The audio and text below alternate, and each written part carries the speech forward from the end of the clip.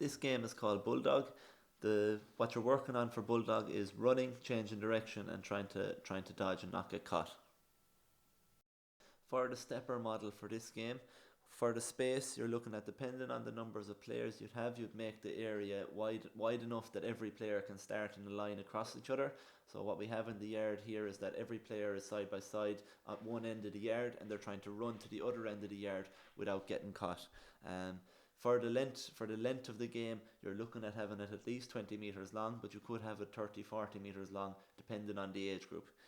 For the time you play the game until every player ends up getting caught, and you end up having a winner at the end. The equipment you need for this game, you don't need any equipment unless you're playing it on a field.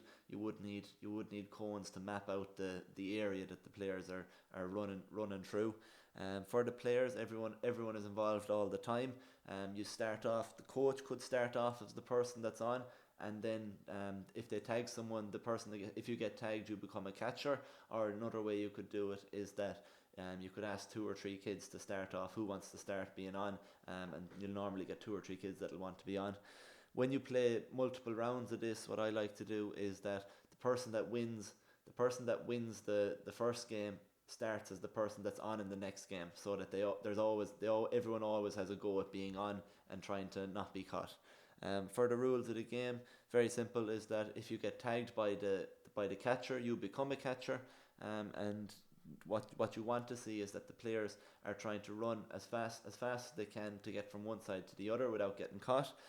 Common errors you may see is that the kids don't always go on the whistle, so the coach decides when the players run. Another common error you might see is that the catchers, when there's a number of them on, that they start too close to the group. So you want to make sure that they give the players that are still in a chance to get running. So you want them to start back maybe halfway in the zone, and the coach makes sure that they do that. And final common error you'd see is that the players don't go on the whistle always. So you need to make sure that they only run when the whistle blows, or else you'll have kids running different directions all the time.